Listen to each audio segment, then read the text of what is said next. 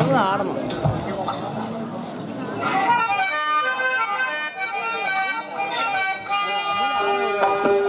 ஆடவே மாட்டாங்க.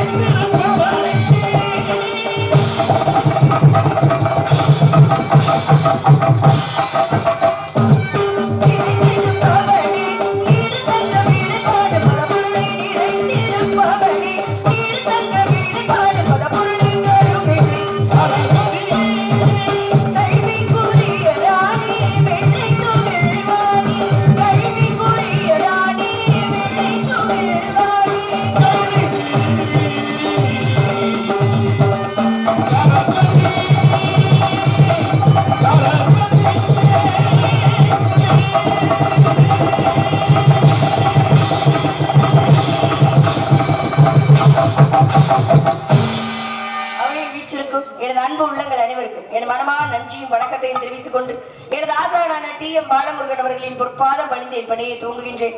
முருகா முகுந்த மாள் மருகா முன்னவனா மூத்தவனா அனைவருக்கும் முதல்வனாய் விளங்கும் கணபதிக்கு பின்பிறந்தவன் முருகனே செந்தில் முதல்வனே வாயோன் மருகனே ஒரு கையும் உன் தம்பி உம்முடைய தண்டைக்கால் எப்பொழுதும் மறவாத நம்பியே வாழும் இக்குறிஞ்சிலுள்ள கொற்றவனுக்கு மகளாய் பிறப்படுக்க வைத்தார். நம்பிக்கை மகளாய் பிறப்படுக்க வைத்து நற்தமிழ் மொழியாய் அனைத்து மக்களும் என்னை செல்லமாக ஒவ்வொரு இல்லத்திலும் உள்ளவர்களின் உள்ளத்திலும் வள்ளி வள்ளி வள்ளி என பெயர் பெற செய்து பற்பல வல்லுநர்களிடம் கல்வி பயின்று கற்றவரிடத்திலும் என்னை பெற்றவரிடத்திலும் சுற்றவரிடத்திலும் பேரும் புகழும் பெற செய்த கந்த பெருமானுக்கு நன்றி சொல்லத்தான் வேண்டும்.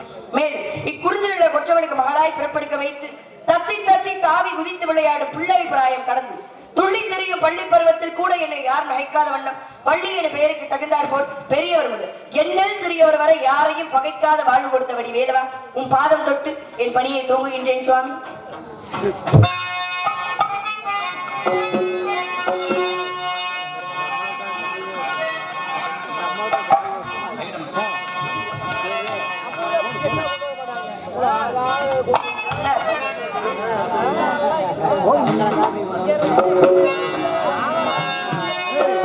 பழனியப்பா ஞான பழனியப்பா தமிழ் ஞான பழனியப்பா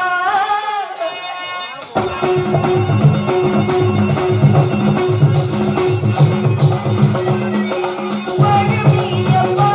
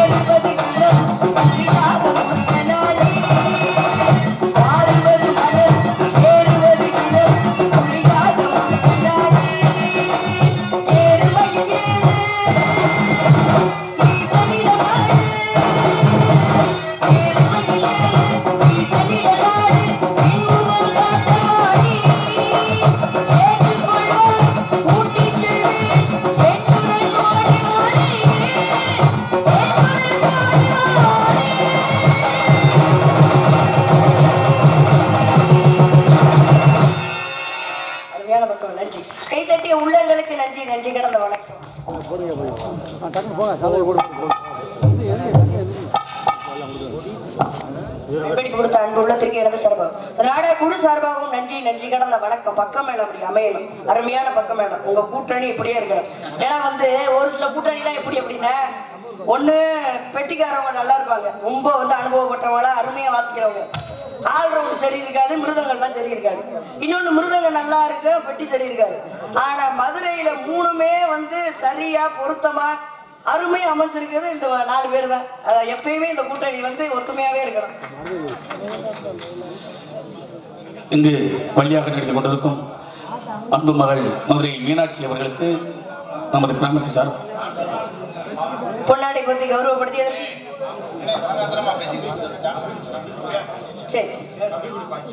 கம்பிக்குடி பாக்கியம் அவர்கள் எனக்கு பொன்னாடை பற்றி பெருமைப்படுத்தியுள்ளார். பொன்னாடை பற்றி கௌரவப்படுத்தியதற்கு எனது சார்பாக இந்த நாடக குழு சார்பாகவும் நன்றி நன்றி கடந்த வணக்கம். ஏன்னா முதல் நாள் நாடகம் நடச்சா எந்த ஊரா இருந்தாலும் எப்படி ரசிக்கிற ஊரா இருந்தாலும் 2வது நாள் கூட்டம் இருக்காது. 2வது நாள் கூட்டம் இருக்காது, இவ்வளவு ஆர்வமா பார்க்க மாட்டாங்க. ஆனா எவ்வளவு கைத்தட்டல், எவ்வளவு அன்பளிப்பு. அதே அந்த கண்ணோட்டத்தோடைய நேத்து எப்படி பாத்தீங்களோ அதே இதோடைய நேத்து பார்த்தேன் வீடியோல. சாமி எத்தனை பேர் சாமியா இருந்தாங்க, எவ்வளவு கூட்டம் பார்த்தேன் இந்த வீடியோவை. அதே மாதிரி இப்ப வந்திருக்க நடிகர்களையும் உற்சாகப்படுத்தி நாடகத்தை பார்க்கணும் ரொம்ப சந்தோஷமா இருக்கு. நடிகர்கள் எல்லாம் உங்களை நம்பிதான் வராங்க, சின்ன சின்ன வயசு கலைஞர்கள் வராங்க அப்படின்னா நம்ம ஊரெல்லாம் நம்பிதான். ஏன்னா இன்னும் வந்து நாடக கலையை வளர வைத்துக் கொண்டு இருக்கீங்க, நாடகத்தை வந்து மேலும் மென்மேலும் வளர வச்சுட்டு இருக்கீங்க. அப்பேற்பட்ட சிறப்பு இந்த வளையங்குளத்துக்கு இருக்குன்னு சொல்லிக்கொண்டு கந்தரை படித்த காரியம் துவங்கி இருந்தார். காஞ்சியிலே காமாட்சியாகும், மதுரையின் பதியிலே மீனாட்சியாகும், காசியிலே விசாலாட்சியாக விளங்கும் அந்த மதுரை மீனாட்சியின் பொற்பாதத்தை பணிந்து விட்டு ஏன்னா குப்பையை கூட கோபுரத்தில் வைக்கக்கூடிய சக்தி யாருக்கு இருக்கு அப்படின்னா என் தாய் மீனாட்சிக்கு மட்டுமே இருக்கு. அப்பேற்பட்டவள் ஏன்னா பொதுவாவே எல்லை தெய்வமா யார வைப்பாங்க அப்படின்னா ஆம்பளை சாமி தான் எல்லை தெய்வம் வைப்பாங்க.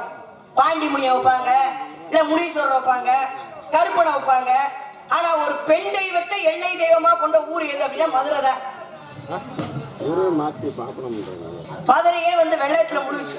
மதுரையே வெள்ளத்துல முழுகும் போது மீனாட்சி போய் சொக்கநாதத்தை கேட்கிற, ஐயா மதுரையே வெள்ளத்துல முழுகிருச்சு, 7 கடல் மதுரையில இருந்துச்சு தெரியுமா, 7 கடல் மதுரையில இருந்தனால மதுரையே வெள்ளத்துல முழுகுச்சு.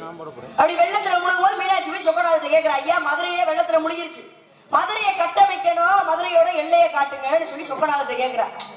அதுக்கு சொக்கநாதர் என்ன பண்றாரு, ஆதிசேஷன் என்ற பாம்பு எடுத்து விட்டு மதுரையோட 4 எல்லையும் காட்டி நிக்க சொல்றாரு. அது காட்டுது 4 எல்லையும். ஒண்ணு தென்புறகுன்றம்னு சொல்ற திருப்பரங்குன்றம், இன்னொன்னு திருவேடகம், இன்னொன்னு அழகர் மலை, இன்னொன்னு அந்த பாம்போட படமும் புறமும் இணைந்து நின்றதா படப்புறம்னு சொல்லக்கூடிய மடப்புறம். அந்த மடப்புறத்தோட எல்லை தெய்வமா தான் ஒரு பெண் தெய்வத்தை வச்சிருக்காங்க. மதுரையோட எல்லை தெய்வமே காளிதான். மீனாட்சி போலவே பச்சை நிறத்தோடு உருண்டை கண்களோடும் பட்டை புருவத்தோடும் அக்கினி கிரீடத்தோடும் காட்சி தரக்கூடியவள். அப்பேற்பட்ட அந்த முத்தாளம்மனின் பொற்பாதத்தை பணிந்து விட்டு பணியை தூங்கினால் சிறப்பாக இருக்கும் என்பதால்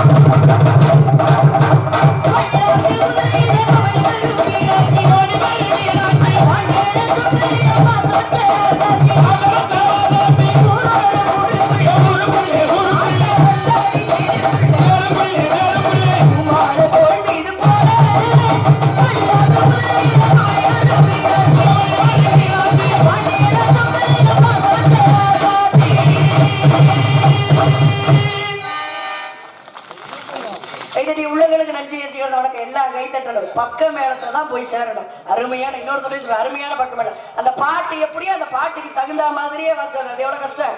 அது மதராஜனால தான் முடியும். அருமையான பக்க மேளம். வாழ்த்துக்கள். கந்தனை படித்த காரியம் தூங்கி இருந்தார். அந்த உண்மையை வழி நரலை பெற்றிருந்தால் அண்டர்காய் நெஞ்சருத்தி அம்பலத்தில் ஆதிசிவன் தொண்டனுக்கு தொண்டனென தொண்டு செய்வது எக்காலம், தொண்டனுக்கே தொண்டு செய்ய இறங்கி வருவாராம் சிவபெருமான். அதனாலதான் இன்று மதுரையின் பதிலே 64 திருவிளையாடல் புரிந்தார். நமக்காக தான் விறகு விற்றார், மாணிக்கம் விற்றார், வளையல் விற்றார். பொதுவாகவே பெண்களோட கையை தொடுறதுக்கு 2 பேருக்கு தான் அனுமதி. ஒண்ணு மருத்துவருக்கு, இன்னொன்னு வளையல்காரருக்கு. இந்த காலத்துல எப்படின்னு தெரியல. வளையல்காரருக்கு எதுக்கு அனுமதி கொடுத்தாங்க? அன்று வளையல் விற்கும் செட்டியாராக வந்து சிவபெருமான் மதுரையில இருக்க எல்லா பெண்களுக்கும் வளையல் போட்டுட்டாரு. அந்த காலத்துல கிராமத்துல கல்யாணம் அப்படின்னா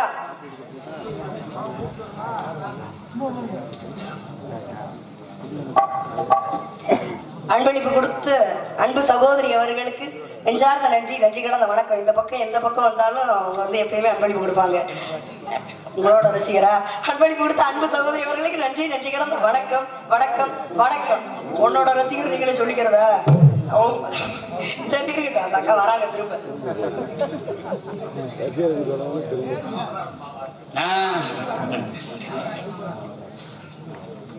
என் பாசத்துக்குரிய என் அன்பு குழந்தை அவர்களுக்கு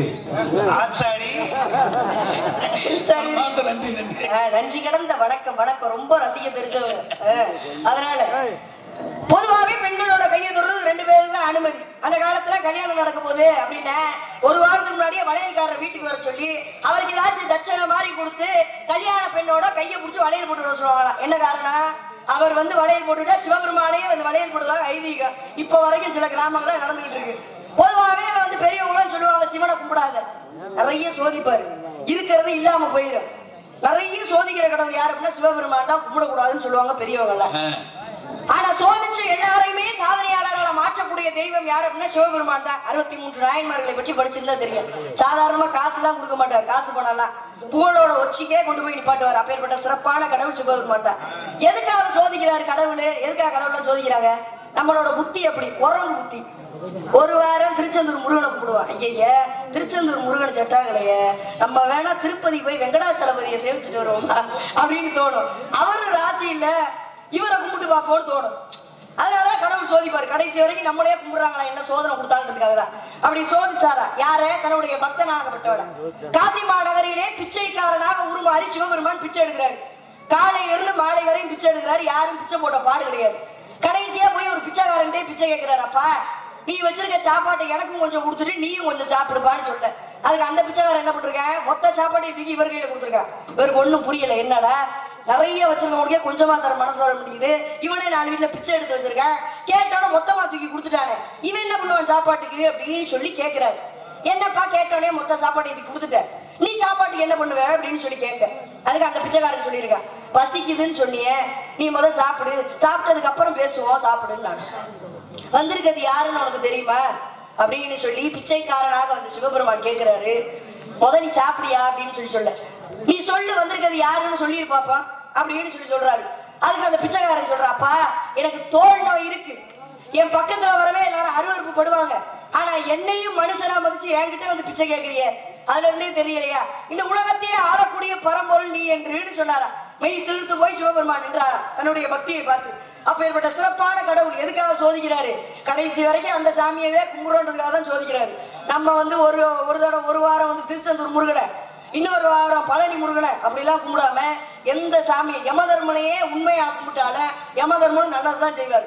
உண்மையா கும்பிட்டா உண்மையா பக்தி வச்சா. அதனால அப்பேற்பட்டவரை அந்த பரம்பொருளின் பொற்பாதத்தை பணிந்து விட்டு பணியை தூங்கினால் சிறப்பாக இருக்கும் என்பதால்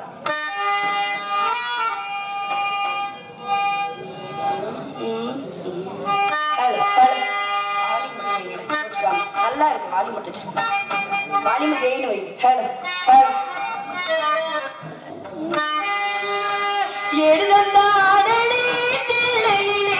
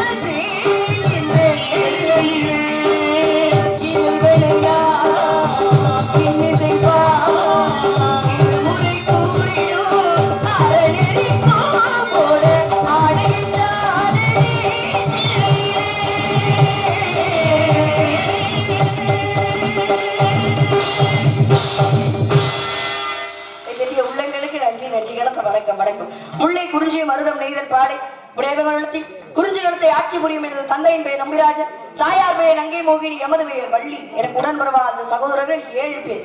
7மே ஆண் பிள்ளைனால மீனாட்சி போல ஒரு பெண் பிள்ளை இல்லைன்னு எங்க அப்பாவுக்கு ரொம்ப நாளா வருத்தம். அப்படி வருத்தப்பட்டு இருக்கும்போது வள்ளி கிழங்கு தோன்றிய இடத்துல பள்ளத்திலிருந்து எடுத்து வந்து என்னை ரொம்ப செல்லமாக சீரும் சிறப்புடன் வளர்த்து வருகிறார். பெண் பிள்ளை பிறந்தால் காவலுக்கு அனுப்புவதாக அப்பாவோட வேண்டுதல். அந்த வேண்டுதலுக்கு இணங்க இன்று நான் காவல் புரிய வந்திருக்கிறேன். என்னுடைய என் உயிர் தோழி எடுத்து வந்திருக்கா. அதை விட பேர் அழகி ஒருத்தி இந்த ஊருக்கு நாங்க கூட்டிட்டு வந்திருக்கோம். மத்தியானமே வந்துட்டா ஊருக்கு. ஆமா மத்தியானமே வந்துட்டா. அவளோட அழகை பாத்தீங்கன்னு வச்சுக்கோங்க, அவளோட அழகுல நீங்க தொபுக்கட்டி அவ்வளவு ஒரு பேரழகு. பெண்ணுக்கு பெண்ணே பேராசை கொள்ளும் பேர் அழகி நாடக உலகத்திலேயே இவ்வளவு ஒரு அழகை பாத்துக்க மாட்டீங்க. சின்ன தம்பி போட குஷ்பு மாதிரி இருக்கா. போன் நம்பர் கிடைக்குமா அண்ணிட்ட சொல்லவா? சரி இருக்கட்டும். அவ்வளவு ஒரு பேரழகு, பெண்ணுக்கு பெண்ணை பேராசை கொள்ளும் பேரழகி வருவா. நானே பார்க்க ஒரே ஆர்வமா இருக்கேன். அதனால அதுக்கு முன்னாடி என் சொந்த பந்தங்களே மனசுல என்ன இருக்குன்னு சொல்லல. யார நினைச்சிட்டு இருக்கேன்? கந்தன், கடம்பனை, கார்த்திகேயனை, கதிரவேனை, சண்முகனை, சரவணனை, குகனை, ஆறு முகனை, அந்த பால முருகனை நினைச்சு உருகி கொண்டிருக்கேன். இந்த முருக பெருமான் எத்தனை நாமங்கள் இருந்தாலும் ஞான பண்டாரன்னு சொல்லி ஒரு பேரு. இத்தனை நாள் நாடகம் பாக்குறீங்களா? எத்தனை வருஷம் பாக்குறீங்க? ஞான பண்டாரன்னு முருகருக்கு எங்க பேரு பாருங்க. எவ்வளவு வேகமா சொல்றோம். பரவாயில்லையே, நான் கேட்ட ஊர்ல இவ்வளவு வேகமா சொல்லுது இந்த ஊர் தான். பழனியிலதான் முருகருக்கு ஞான பண்டாரன்னு பேரு. பழனிக்கெல்லாம் போனீங்கன்னா எந்த கோலத்துல முருகரை பார்க்கணும்னு நினைப்பீங்க? உண்மையை சொல்லணும். பண்டார குளத்துல பாப்பீங்களா? ராஜ அலங்காரத்துல பார்ப்போம். ஏன் ராஜ அலங்காரத்துல பார்ப்போம் அப்படின்னா, ராஜ அலங்காரத்துல பார்த்தாதான் நம்மள ராஜ யோகத்துல கொண்டு போய் வைப்பாரு. ஆண்டியா பார்த்தா நம்மளே ஆண்டியாக்கி உட்கார வச்சுருவாரு. யார் சொன்னது? எந்த கோலத்தில் போய் அமர்ந்தாரோ அதே கோலத்தில் போய் பார்ப்பதுதான் சிறப்பு. 6 கோடி வீட்லயுமே தனி சிறப்பு. எங்க அப்படின்னா பழனி தான். பழனியில தான் போய் பண்டாரமா உட்காந்துருக்காரு. பண்டாரனா என்ன? ஞான பண்டாரன்னு சொல்லி அவருக்கு பேரு. ஞானம்னா எல்லாருக்கும் தெரியும், அறிவு. பண்டாரனா என்ன? ஒருத்தவங்களை திட்டதுக்காக சொல்லுவோம் பண்டார வேலை, பரதேசி வேலைன்னு. ஆனா பண்டாரம் என்பதற்கு தமிழ்ல அர்த்தம் என்ன அப்படின்னா, தன் முன் செல்வத்தை குவித்து வைத்திருப்பவன் என்று பொருள். அப்ப எல்லா செல்வம் இருக்கிறவர். ஏன் ஆண்டியா போய் பழனியில உட்கார்ந்துருக்காரு? என்ன காரணம்? ஒரு கட்டத்துக்கு மேல தனக்கு செல்வமே உதவாது, ஞானம் தான் உதவுன்னு தெரிஞ்சதுக்கு அப்புறம் ஞான பண்டாரமாக போய் பழனியில அமர்ந்துட்டாரு. அப்ப இத்தனை வருஷமா பழனியில போய் ராஜ அலங்காரத்துல பார்த்தாலே இனிமே போனீங்க அப்படின்னா பண்டார குளத்துல போய் பார்த்துருவாங்க எப்படி இருக்குன்னு சொல்லி அடுத்த வருஷம் கேட்பேன். அதனால முருகரை போய் அப்படி பார்த்துடுவாங்க. எதுக்காக நான் காவலுக்கு வந்தேன்? காவலுக்கு வந்தேன் அதான் எனக்கே தெரியல. எதுக்காக காவலுக்கு வந்தேன்? அப்பா காவலுக்கு அனுப்பிச்சு விட்டாரு. ஆனா என் காவல் பார்க்க பிடிக்கல. நான் காதலிக்கிறதுக்காக வந்திருக்கேன். நானும் பாடுறேன், ஆடுறேன். முருகர் வருவனான்றாரு, காட்சி தருவனான்றாரு. இருந்தாலும் மனசை எப்படி ஆறுதல் படுத்திக் கொள்றது? எம்பெருமான் முருகப்பெருமான் அவரை பத்தி பேசிக்கிட்டு இருக்கும் போது, பாடிட்டு இருக்கும் போது, இந்த கூட்டத்துல என்ன எங்கேயாச்சும் மறைஞ்சிருந்து பார்த்துட்டு இருப்பாரு அப்படின்னு சொல்லி அவருக்காக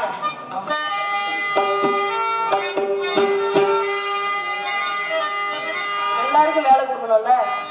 பல்லாக்க குதிரையில நீங்க வாசிச்சீங்க, என் மறைந்து பாருங்க பாட்டுக்கு எப்படி வாசிக்கிறாங்க கேட்கணும்.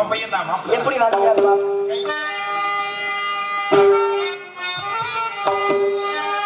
மறைந்திருந்தே பார்க்கும் மருமம் என்ன?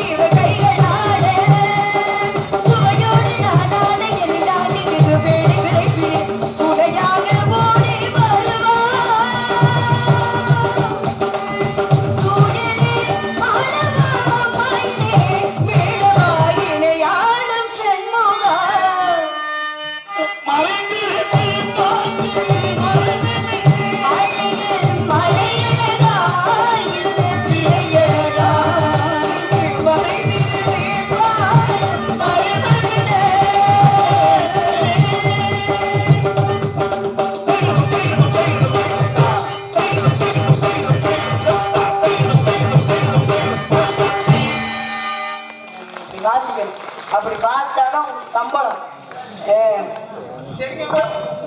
இந்த நாடகத்திலே வள்ளியாக தோன்றி நடித்துக் கொண்டிருக்கும் செல்வி மீனாட்சி அவர்களுக்கு கிராமத்தின் சார்பாக இந்த பொன்னாடி பொன்னாடை போத்தி கௌரவப்படுத்தியதற்கு எனது சார்பா எனது நாடக குழு சார்பாகவும் நன்றி நன்றி கடந்த வணக்கம் வணக்கம் வணக்கம். குறிப்பில்லாமல் பேசக்கூடாது, குறிக்கோள் இல்லாமல் வாழக்கூடாது. அப்படி வாழ்ந்தவர்கள் அனைவருமே அவர்களும் வாழ்ந்தார்கள், மற்றவர்களை வாழ வைத்தார்கள். பொதுவாகவே இந்த காலத்துல இந்த 4 பேர் நாடகத்துக்கு உயிரோட்டம். நீங்க தான் 4 பேர் எவ்வளவு முக்கியம். உங்க 4 பேரை பார்க்கும்போது அப்படி இருக்கு, சந்தோஷமா இருக்கு. உங்க 4 பேரை பார்க்கும்போது எனக்கு ரொம்ப சந்தோஷமா இருக்கு. ஆனா சில 4 பேர்லாம் பார்த்தோம்னு வச்சுக்கோங்களேன், எதுக்கு பார்த்தோன்னு இருக்கு. 4 பேர் எந்த 4 பேர்? ஊருக்கு 4 பேர் இருப்பாங்க, நம்ம ஊர்ல இருக்காங்க தெரியாது, சண்டைக்கு வந்துடக்கூடாது. 10 மணிக்கு மேல பொம்பளை புள்ள வெளியே போறிய 4 பேர் 4 விதமா பேச மாட்டாங்களா அப்படின்னு சொல்லி ஒரு சண்டை வரும்.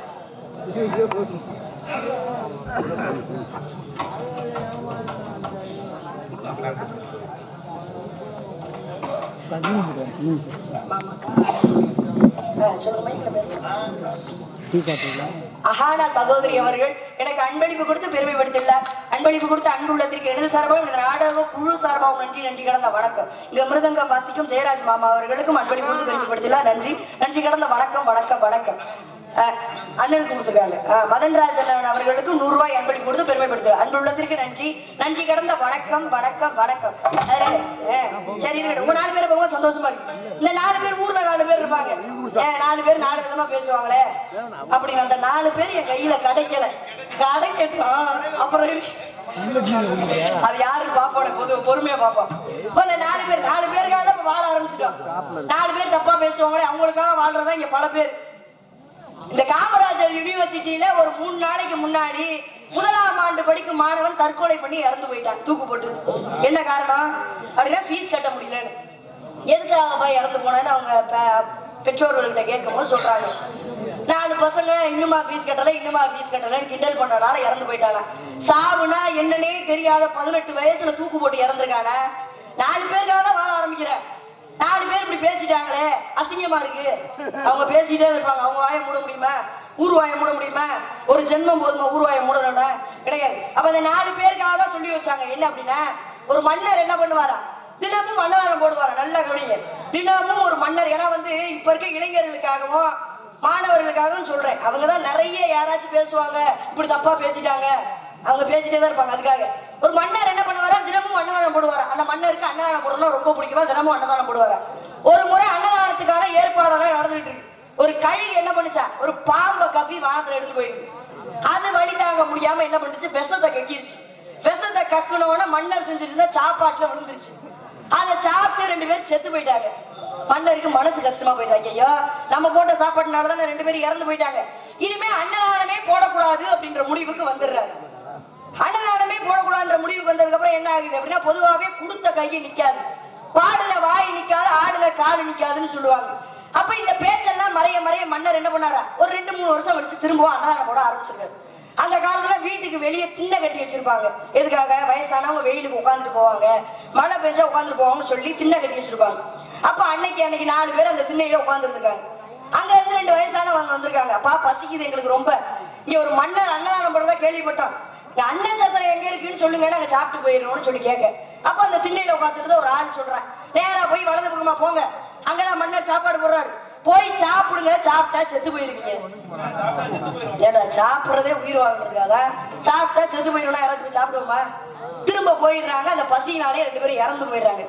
உயிர் போனதுக்கான பாவ கணக்கு எழுதணும்ல, பாவ கணக்கு எழுதணும் அப்படின்னு சித்திரகுப்தன் கேட்கிறாரு, யாரு பாவத்துக்கு எல்லாம் பயப்படுறா, 4 வீடு கட்டணும், அந்த 4 வீடு 40,000 ரூபாய்க்கு வாடகை கட்டணும் அப்படின்ற நிலைமையில போயிட்டு இருக்கு. பாவத்துக்குலாம் யாரு பயப்படுறா, பயப்படுறதே கிடையாது. அப்ப சித்திரகுப்தன் கேட்கிறார், இந்த 2 உயிர் போனதுக்கான பாவ கணக்கு எழுதுறோம் யமதர்மராஜா, யாரு மேல பாவ கணக்கு போடுவோம், அந்த கழுகு மேல பாவ கணக்கு போடுவோமா, அதான பாம்பு கவி எடுத்து போச்சு அப்படின்னு சொல்லி கேட்க. அதுக்கு யமதர்மன் சொல்றாரு, ஏப்பா அதுவே பசியோட வேட்டையாடிட்டு போயிருக்கு, அது மேல பாவ கணக்கு போட வேண்டாம்னு சொல்ல. சரி, அப்ப அந்த பாம்பு மேல போடுவோமா, அதான விஷத்தை கக்கிச்சு அப்படின்னு சொல்ல. வேணாயா, அது மேல இதுக்கே பாவ கணக்கு போடுற, அதே உயிருக்கு போராடி விஷத்தை கக்கிருச்சு வழி தாங்க முடியாம, அது மேல பாவ கணக்கு போட வேணாம் அப்படின்னு. சரி, அப்ப அந்த மன்னர் மேல போடுவோம், அது சரியா இருக்கு, அவர் போட்ட சாப்பாடுனாலதான் 2 பேரும் இறந்து போனாங்க, அப்ப மன்னர் மேல போடுவோன்னு. ஏன் அன்னதானம் போடுற போட போற? இல்ல எவ்வளவுதான் காசு வச்சிருந்தாலும் அன்னதானம் பண்ணணுன்ற மனசு சில பேர்ட்ட தான் இருக்கு. கர்ணனை குடைவள்ளன்னு சொல்லுவாங்க. தன்னோட உடன் பிறந்த கவச குண்டலத்தையே கிழிச்சு கொடுத்தா. ஆனா கர்ணனே செய்யாததான அன்னதானம் ஒண்ணுதான். அது அவன் செத்ததுக்கு அப்புறம் தான் அவனுக்கு தெரியும். சொர்க்கத்துக்கு போனதுக்கு அப்புறம் தான் தெரியும். கர்ணா, நீ பூலோகத்துல இருக்கும்போது எல்லா தானமும் செஞ்ச, அன்னதானம் மட்டும் செய்யலடா, அதனாலதான்டா உனக்கு சொர்க்கத்துல பசிக்குதுன்னு சொன்னானா. அப்ப அப்பேற்பட்ட அந்த மன்னன் மேலையா பாவ கணக்கு போட போற? வேணான்னு சொல்ல. அப்ப நீங்களே சொல்லுங்க, யார் மேலதான் பாவ கணக்கு போடுறது அப்படின்னு சொல்லி கேட்க யமதர்மனுக்கு சொன்னாரா, அப்பா இந்த நாட்டுக்கும் பிரயோஜனம் இல்லாம வீட்டுக்கும் பிரயோஜனம் இல்லாம அந்த திண்ணையில உட்காந்து பேசிட்டு இருந்தா பாரு 4 பேர். 4 பேர் மேல போடுறா பாவ கணக்கு சரியா வரும்னு சொல்ல. அதான் பார்த்தாங்க. எதுக்காக சொல்ல வர அப்படின்னா, பேசுற வாய் பேசிக்கிட்டு தான் இருக்கும். இந்த உலகம் வாழ்ந்தாலும் பேசும், நீ தாழ்ந்தாலும் பேசும். அது வாயை மூட முடியுமா? நீ பேசிக்கிட்டே தான் இருக்கு, அது வாயை மூடவே முடியாது. உன்னுடைய இலக்கு ஏதோ அதை நோக்கி ஓடிக்கொண்டே இரு. பேசுற வாய் ஒரு நாள் வாய் வலிச்சு நிப்பாட்டிடுற அந்த பேச்ச. அதனால என்னுடைய இலக்காக நான் நினைப்பது எது அப்படின்னா, முருகரை கல்யாணம் பண்றதுதான். ஆமா, அவரை கல்யாணம் பண்ணி எப்படியாச்சும் ஒரு குழந்தை பெற்றணும். அதனால எப்பேற்பட்ட காதல் என்னுடைய காதல் சொல்றேன் கேளுங்க.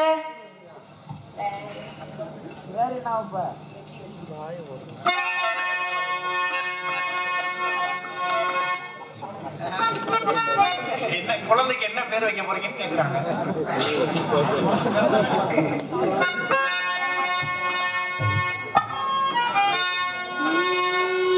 வெற்றி வெற்றி என்று சொல்லும் கோகிமணி முத்தம்மா, சுற்றி சுற்றி வந்து எங்கும் கேட்டதே முத்தம்மா.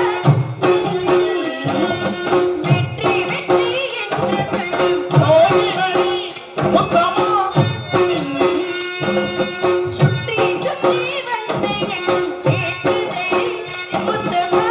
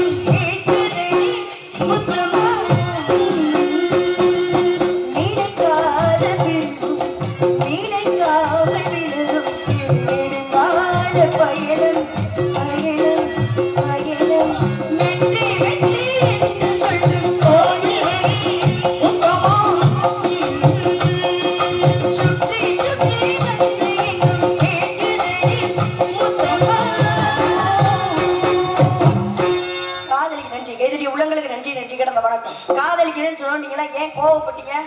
அவ்வளவு கோவம் இருக்கு, எல்லாத்தையும் அடக்கிட்டு உட்கார்ந்து. ஏன் அடக்கிட்டு உட்காந்துருக்கேன்? யாருக்காக காதலிக்கிறேன்? உங்க எல்லாருக்காக தான் காதலிக்கிறேன், தெரியுமா? சொல்லவா? சொல்லுங்க, யாருக்காக காதலிக்கிற எப்படின்னு கேளுங்க. எப்படி தெரியுமா? நாளைக்கே முருகருக்கும் எனக்கும் கல்யாணம் நடந்துச்சுன்னு வச்சுக்கோங்க. நீங்க எல்லாரும் என் கல்யாணத்துக்கு வருவீங்களா? சரி இருக்கட்டும். நீங்க எல்லாரும் என் கல்யாணத்துக்கு வந்தீங்கன்னா வருவோம், பொய் எழுத மாட்டான், காசு இல்ல. சித்தப்பா கல்யாண செலவே உங்களோட தான் சித்தப்பா. மண்டபம் 2 லட்சம் ரூபாய்க்கு மண்டபமே நீங்க தான் சரி இருக்கட்டும். அதனால நீங்க எல்லாரும் என் கல்யாணத்துக்கு வந்தீங்கன்னா உங்க எல்லார் கையிலும் நான் ஓடு கொடுத்தாங்க. இந்த திருவோட கிடையாது. சிதம்பரத்துல இருக்க 21,600 தங்க ஓடுகள், அதுல இருக்க ஒன்னொன்னா நான் கொடுப்பேன். நீங்க எல்லாரும் பொழைச்சுப்பீங்களா?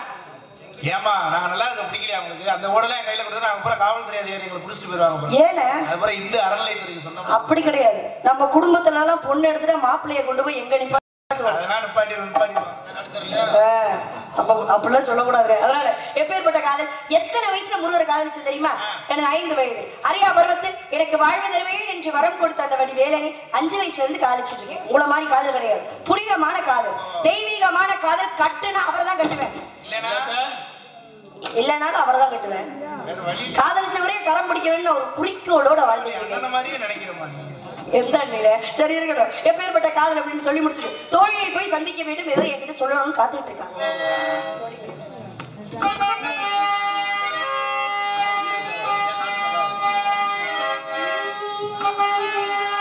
சோழிமலை ஓரம் கோல கோயில் பாடும், சோழிமலை ஓரம் கோல கோயில் பாடும் பாட்டு செல்லோ நீக்கியோ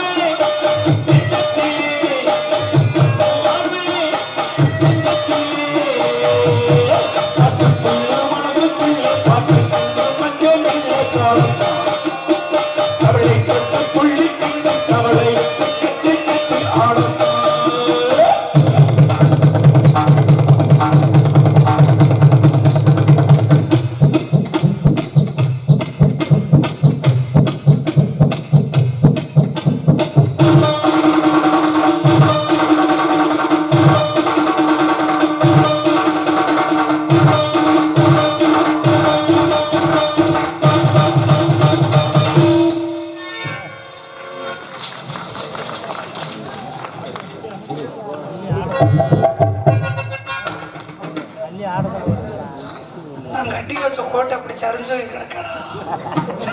நீ வலது கால எடுத்து வச்ச கிழக்கு சவரை இடிச்சு இருக்கடி இருந்தாலும் கண்ணு கட்டமா காட்டுக்குள்ள போகணும், காவலுக்கு போனோம்.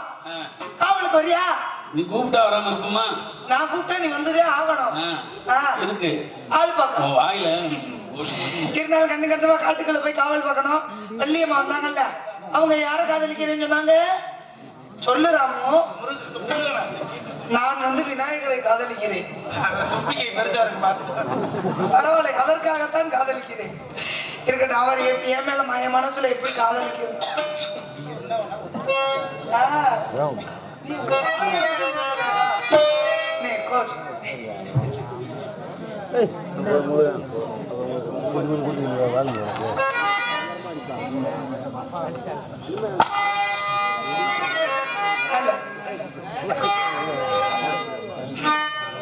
இருந்தாலும் எப்படி குயில் பாட்டு ஓ வந்ததனி அத கீட்டு ஓ செல்வதெங்கே மனம்தானே இன்று வந்து இன்பம் என்னவோ அதை கண்டு கண்டு இன்பம் பொங்கலோ குயிலே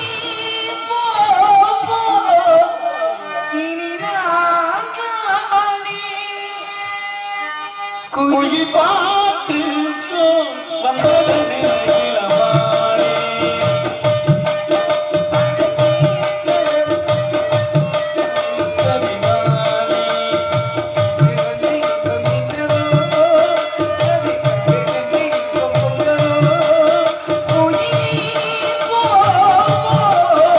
இனி